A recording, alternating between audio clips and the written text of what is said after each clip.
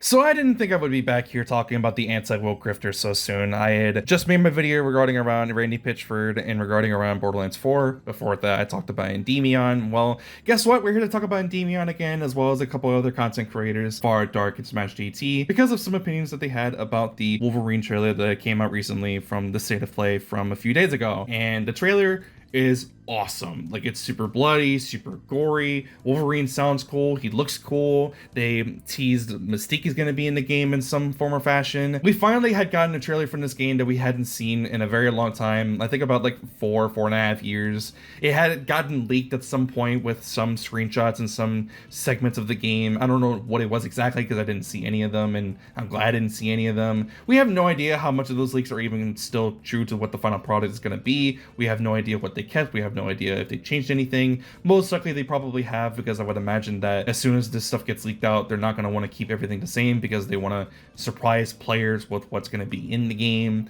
Allegedly, we were going to be able to play as Jean Grey at some point. In what way, I have no idea what it was, but we have no idea what the game is going to be about specifically. We have a couple of guesses based off of some certain comic series, like the Chris Claremont run. The game can be based off of pretty much anything from any of the comic series. I'm sure that the writers have done a lot of work to take bits and pieces of certain parts of Wolverine's stories before in the past. Who knows what it's going to be about? I just hope that it's going to be a fun game to play and that it's going to have a really interesting Wolverine story. I'm very excited. And if you look at the trailer, a lot of other people are also very excited for this game, rightfully so, because this game was hyped up for a very, very long time. Insomniac is a very beloved company. They made the Spider-Man games. People really love those Spider-Man games, except for the anti-woke crowd. They started making a lot of very interesting claims about the game, and we're going to start off small, and we're going to start off with Smash JT and what he had to say about some stuff regarding around the trailer. First off, he points out Mystique's design and the fact that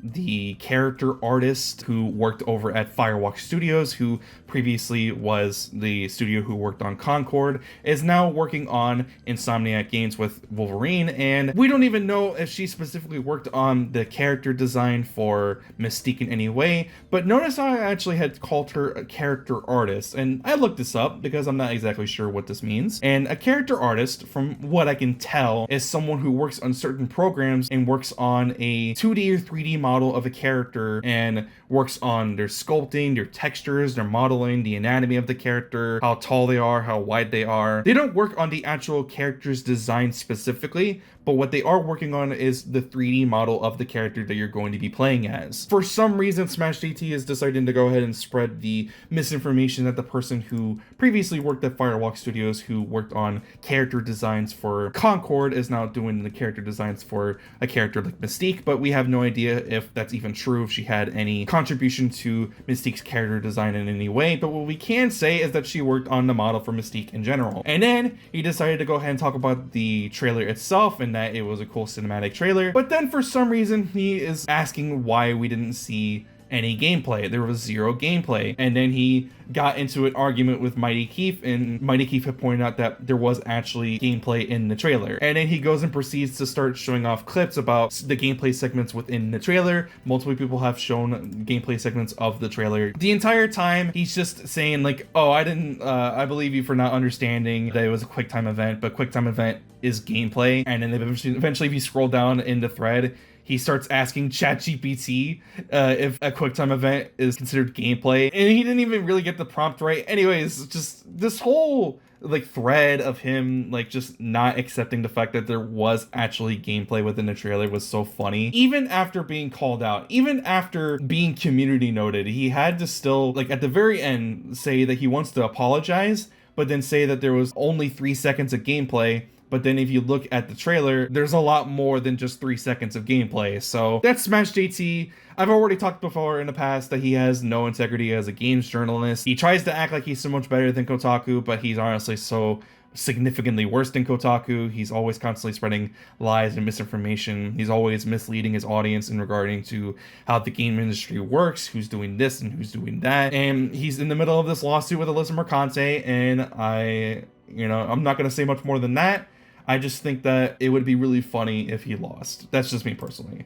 Next, we're gonna talk about Vara Dark. She had some interesting things to say about the trailer in regarding to what she thinks that the story is gonna be about, because of the fact that a consulting company called SBI, or Sweet Baby Inc. is working on the game. They're known for pushing more DEI initiatives into video games, which is diversity, equity, and inclusion.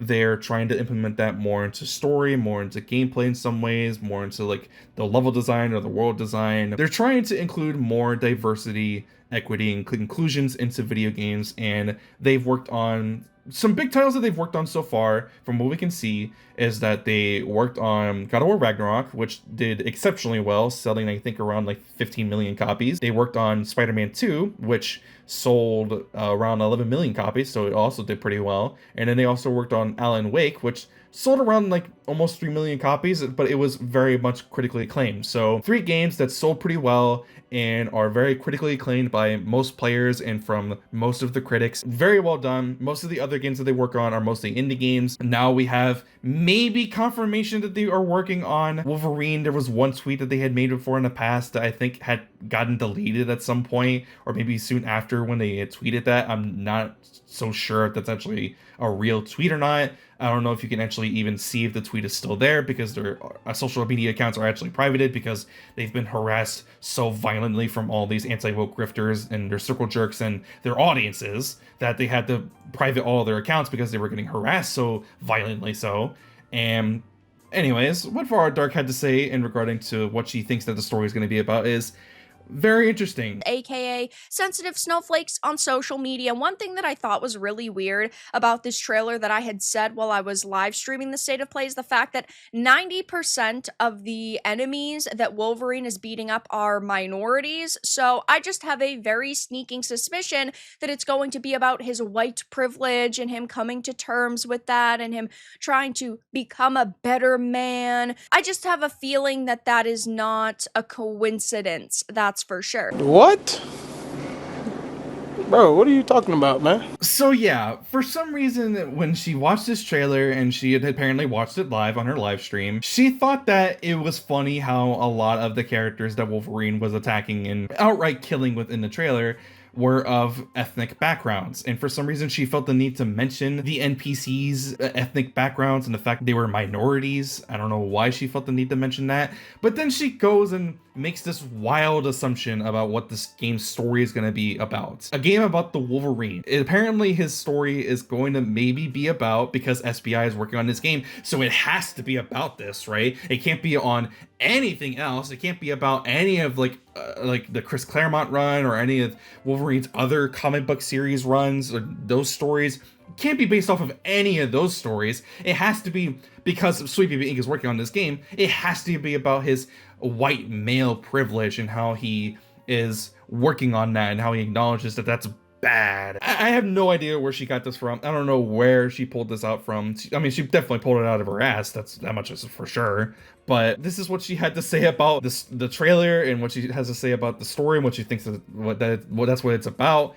And then I watched the video itself, and for some reason she likes to harken on how Sweet Baby Inc. isn't hired to make sure that the games are comic book accurate. But if you listen to her speak, it really sounds like that she has no idea what she's talking about in terms of Wolverine's stories, and she hasn't read any of the comic series that Wolverine is based off of and what he has done before in the past, like Kitty Pryde and Wolverine and his origin story and the Chris Claremont run. And I'm not going to pretend like I've read any of those either. I just know that those are some of his most influential comic series runs, and that's where a lot of his like character is based off from. And it really sounds like that she has no idea what she's talking about in terms of the character and the lore and the story of the Wolverine. But then she just makes all these assumptions about what the game is going to be, because of the fact that a consulting company is working on this game. And for some reason, all these anti-woke grifters treat this company as if they're like some boogeyman. They think that they're responsible for why Mystique looks the way that she does, because apparently she's not attractive enough. Then like they made her look less attractive for some reason, even though in my opinion she looks fine. There's nothing wrong with her design in any way. She looks like Mystique, and like the design for the character got the job done. I can tell that the character that I'm looking at is supposed to be Mystique. So the character design is done very well because of the fact that I can tell that that's the character that it's supposed to be. Job well done. They're like, they did what they're supposed to do. But for some reason, these people think that Sweet Baby Inc. is responsible for the character designs. They're responsible for how the story and the narrative is going to be about. They're in control of everything. They're in control of how the story is going to go. They're in control of how the characters are going to be written. But that's not what they do. And even then, if they have some contribution to any of those aspects of the game, just because they say that they want something to be done does not mean that it's automatically going to be done. It has to go through a multitude of people that are doing and helping along with the production of the game. It has to go to associate writers, and it has to go to the head writer, and then it has to go to the director, and then the producers, and then it has to go into like the even higher ups, like those over at Sony and at Marvel. And then they have to ask, is this something that we can include in our game? Is that something that you think that would be beneficial to the game and to the characters and to the story? And if they say yes, then only then can they actually add those aspects of the story that they're trying to change or implement into the story and the characters into the game. There's so much more that goes into how production works for not only just video games, but TV shows and movies than just one person saying, yeah, I want that to happen, and then it's done automatically and no one has a say on whether or not that's something that they can include in the game. Because ultimately, someone who works at SPI can suggest that this character looks a specific way and that they should tone down the sex appeal of the character design, but someone can just tell them flat out, like, no, we don't want to do that. We want to make sure that the characters design the way that we want them to be designed. So they don't have to say yes, but for some reason they think that they're required to say yes because SBI told them to do so. But anyways, that's something that I had to say about Vara Dark, and not only just from her video, but from a lot of comments that I had seen from a lot of people from what they had to say on Twitter. But then we get to Endymion's video when he's talking about Wolverine and how Sweet Baby Inc. did this, that, and the other, and how their involvement with the game is going to lead to the downfall of the game. So how does he try to prove this? Well, he mentions a bunch of things within the video, a lot of which is honestly just a bunch of fluff and doesn't really add anything. Like in the beginning of the video, he actually mentions how they tried to write out Peter Parker within the story, and then how they are trying to force in Miles Morales, which kind of gave off a certain particular vibe that it seemed low-key racist, but that's not really what we're gonna talk about. But then came Spider-Man 2, and unsurprisingly, Sweet Baby worked on Spider-Man 2, and yeah, it was obvious all right. Peter was immediately ruined, humiliated, and destroyed to make way for Miles Morales, and nobody liked it.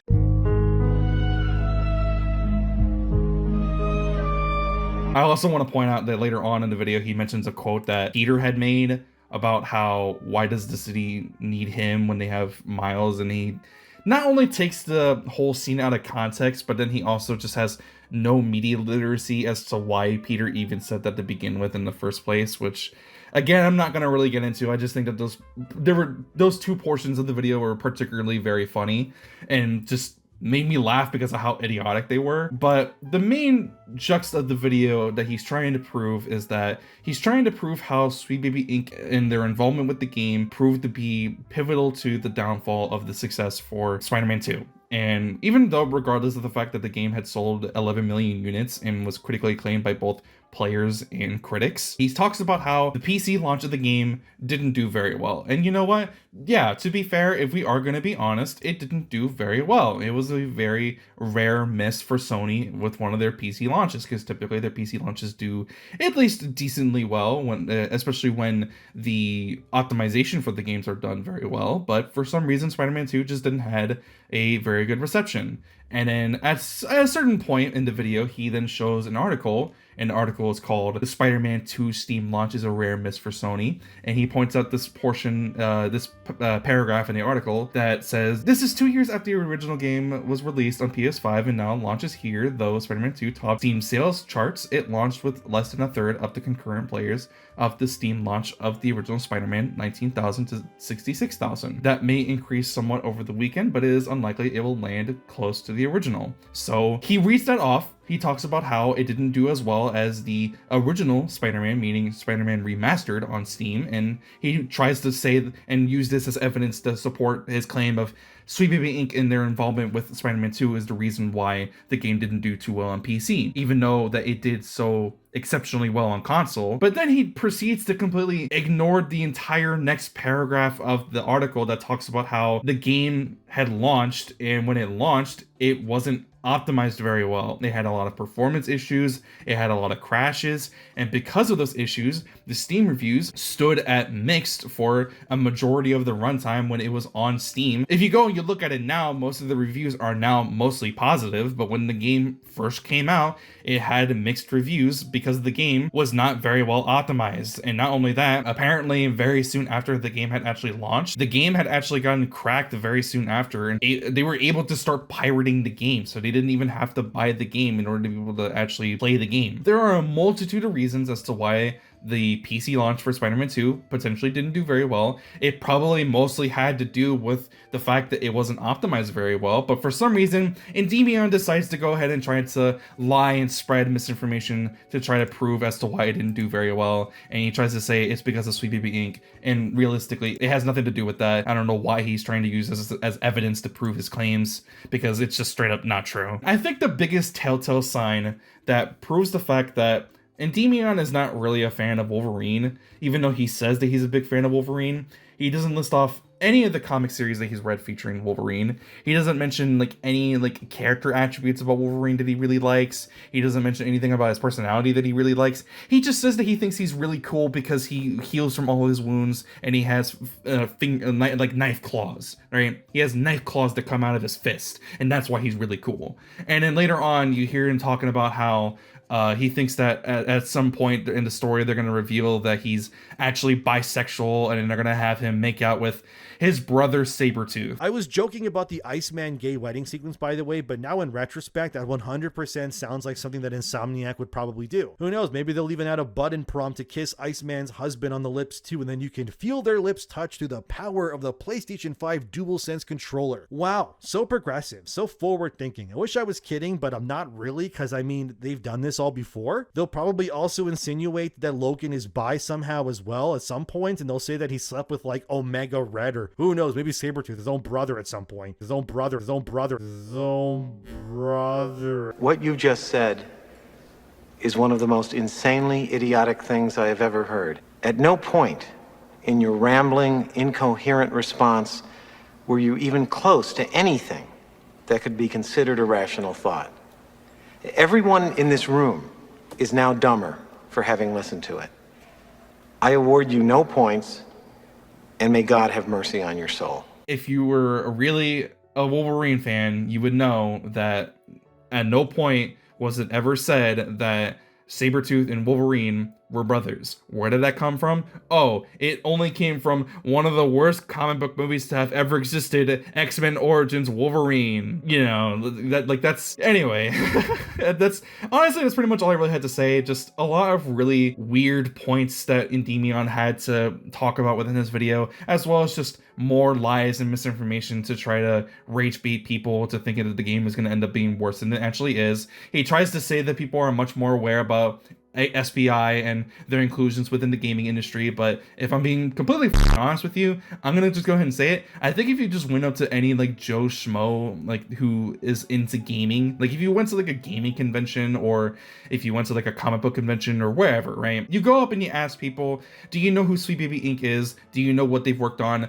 95% of them are probably most likely not gonna know who the hell you're talking about and what the hell you're even talking about to begin with, and who the hell is Sweet Baby Inc. What did they work on? They're gonna ask you what did they work on, and then you're gonna explain to them, oh, they're a consulting company that worked on this, and this that did extremely well, and then they're gonna move on and they're gonna forget that you even mentioned Sweet Baby Inc. in the first place. Most people don't know who SBI is, and they're not going to care, because at the end of the day, that doesn't matter, and that doesn't have any contributing factor as to whether or not the game is going to be of high quality or not. So yeah, everything that's been said by Endymion, Smashed AT, and Vara Dark is based off of information that is either untrue, lies, misinformation, or information that is potentially outdated because it's referencing information that had been leaked out from Insomniac in a data breach from more than 2 years ago. We have no idea how much of the game from those leaks is still true. We have no idea what they kept. We have no idea what they actually got rid of. We have no idea because we know very little about this game, because they have revealed very little about this game because of the data breach that happened from 2 years ago. So why do people believe this? It's because they're frustrated, it's because they're angry, and it's because the content creators who they're watching are purposely trying to make them angry because they're trying to farm outrage. They fabricate information to get people upset so they can farm outrage. That's why they do this. That's why every single grifter online is trying to do this, because they're trying to bank off of your outrage. Some of them genuinely do believe this, but I honestly think that more than not, half of them honestly don't believe any of the shit that they do, and they're doing it because they're just trying to get profit. They're just trying to make money off of your outrage. They're trying to make money off of the fact that you're angry. And that's why they constantly hide the truth. They constantly try to say that they're spreading the truth. They're trying to inform you of the reality of the situations that they talk about. But in reality, what they're doing is that they're just openly being bigoted. They're being homophobic. They're being transphobic. And they constantly are being extremely racist towards minorities like black people and even Mexicans. Even in the same video where Endymion is talking about an Iceman gay marriage and Logan being bisexual and making out with his quote unquote brother Sabretooth, talks about how maybe the game is actually saved because of the fact that you can kill minorities in the game. These people, they have no integrity. They have no truth. They don't tell the truth. They don't care about telling the truth. They care about making a profit, and that's why they do this. So I hope you understand why I'm talking about this and why I make these videos, because I'm trying to reveal to you what the truth of the situation is, the truth of what these people do and why they made the content that they do.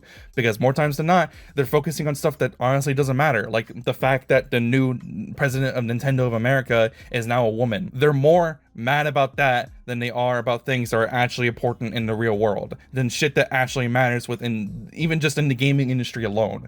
They don't care about making gaming better. What they care about is tearing gaming apart and making it seem worse than it actually is, so that way they can make a profit. That's why they do this. That's why they will never care about actually trying to fix the gaming industry, because if they fix the gaming industry, then they have no way to be able to make money off of the grift. So yeah, that's pretty much it. That's all I have to say about this whole thing regarding around the Wolverine game. I think the trailer looked really cool. I'm excited to see more information about it. I hope that it's a great game, and considering the fact that it's from Insomniac, who I've enjoyed their games before in the past with Ratchet and Clank and especially the Spider-Man games, I'm looking forward to what they have in store with Wolverine. So yeah, that's pretty much it. If you liked the video, be sure to leave a like. And if you want to see more, please be sure to subscribe. I will see you guys in the next one. I'm out. Peace.